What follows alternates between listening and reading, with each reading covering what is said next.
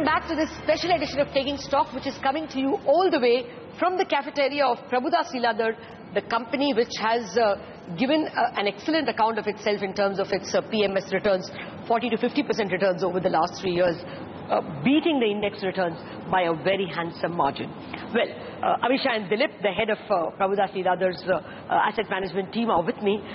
DILIP, before we went into the break, AMISHA was talking about GST as a potential sentiment changer for sure, but is it also a stock pick related theme?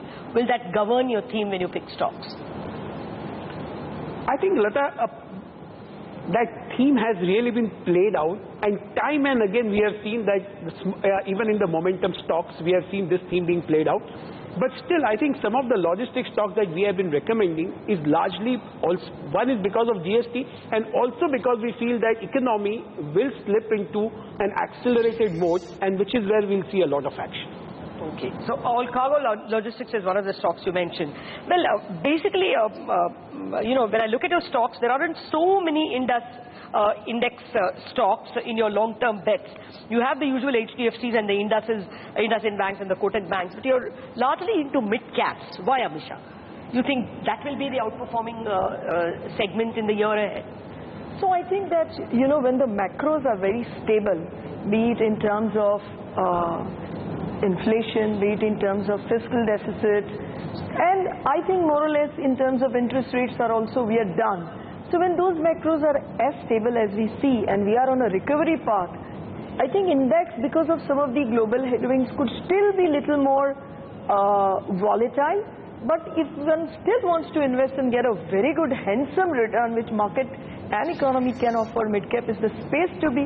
One has to be very stock specific. Okay, I know it's stock specific, especially in a space like pharma where you can get accidents all the time.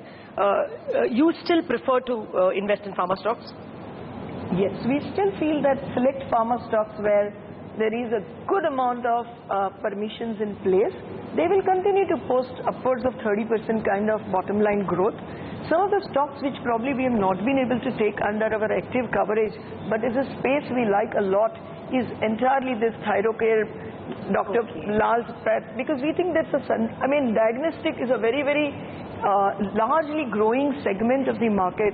Similarly, stock like Syngene, which is an offshoot of pharma, but very steady kind of return and free cash flow generating. I think, not free cash flow, but operationally good cash flow generating companies. I think even those could be on a CAGR basis good selection. Okay. But speaking of Syngene, speaking of Thyrocare and Dr. Labs, the other set of stocks that have hit the IPO market and done very well have been Equitas Ujjivan. Will that also interest you? Latha, very much. I think in the days to come we will see that how these microfinance companies will really go all out to capture more and more market share. And you know, they will be able to do business in a much better way than the traditional banks that they have been doing, because they have a rural touch out over there, and they have the bandwidth and the kind of the workforce. So I think, yes, some of these companies will really stand out. And in a way, we are interestingly seeing that a lot of HNIs and a lot of mid-cap funds are already shifting to some of these names at the moment, because the long term really appears to be good. Okay. I want from both of you, given the earnings season at this point in time, your best picks. But before that, one more newsy question. SpiceJet numbers last week was not as exhilarating. You will still keep the faith? Latha, very much. If we were to dissect that result, I think the actual profit is much more. There has been some amount of tax planning which has gone into this particular results, which will prevent the cash outflow. But interestingly, the company, if I understood from the banks, the loan has now come down to zero. What will happen to Maran's share, we don't know. But I think going forward, we still think that even oil at $50–55 can lead to a net profit of around 700 crores, which is still very good. And I think the stock still, and the sector also looks pretty good. Well, now my rapid fire question, my coffee with current question. AMISHA, given the earnings season so far, what is top of the mind, top 2 picks or 3 picks? I think one stock which I like for investment a lot is JK Lakshmi Cement. They have expanded their capacity. at a time when till last year interest appreciation went up, but the EBITDA per ton was under severe pressure because of prices. I think the turnaround will be equally strong, and that is one of my strong topics. The results have still not come, but last week Tubro still looks very interesting because it has corrected very seriously from the top. And I think with the kind of order book, with the kind of order the government is releasing in this space, plus the defense, which is long overdue, I think L&T will be able to capture all such opportunities. Okay. Well, I'll give you one more turn. Roads is the best sector. We are doing these 2-year performance of the Modi government, and roads is the best performing sector. Anything in that space? If one really wants to play directly through roads, then I think we like Sadbhav a lot. All right, so that would be your topic. That's a bunch of topics from the Prabhudas Lilladhar team. Well, we will have to wind up the conversation. Thank you very much for hosting me in this lovely cafeteria, as well as for joining us on Taking Stock. But we are not done. We have to give you some technical picks as well. Ashwini Gujral is joining us for some technical levels on the indices, as well as his picks for the week. Nifty is now likely to break the 7700, 7900 zone, and possibly next week we should get 7600, 7620. Overall, global markets are narrowing quite a bit, and that's sort of building of energy which leads to a fairly sharp decline. As far as stock calls are concerned, Pidilite Industries has had a fresh breakout on the monthly chart from a sideways movement. So longer term target here could be 900. This can be bought. BPCL seems to be topping out at about 900, 950. So BPCL is now a short, and a target of 750 seems possible in the next few months.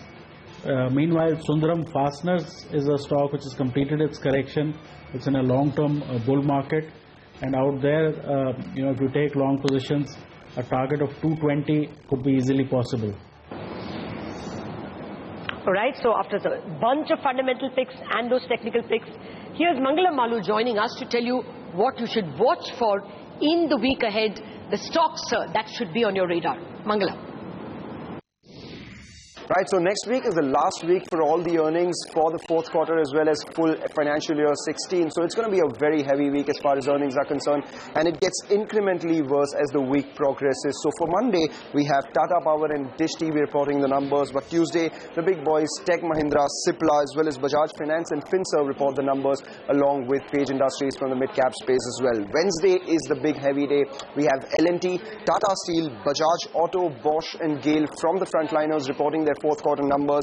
And that's not all. Important mid-caps like Container Corp, Ashok Leyland, Apollo Hospitals, Cummins as well as Thermax also report the numbers. Brace yourselves for the Thursday as well. You have ONGC, Power Grid, BPCL, Jet Airways and India Cements will be earnings which will be watched closely by the street, because we have seen rallies come by in both aviation as well as cement stocks. And then brace yourself for Friday the 27th. It will definitely feel like Friday the 13th, because you have SBI reporting the numbers, BHL reporting the numbers, Reliance Power, IOC, NMDC, BEL, that's not all, Sun TV, Crompton Greaves as well as Canara Bank, and the new kid on the block, Dr. Lal Path Labs, reporting their fourth quarter numbers. So have a good weekend, brace yourselves for the next week, heavy, full of earnings.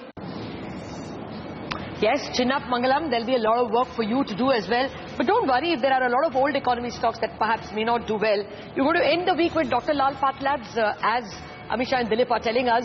It's quite possible that it will cheer up the week after all. Thank you very much for joining us on this special edition of Taking Stock that has come to you from the cafeteria of Prabhudas Lilladhar.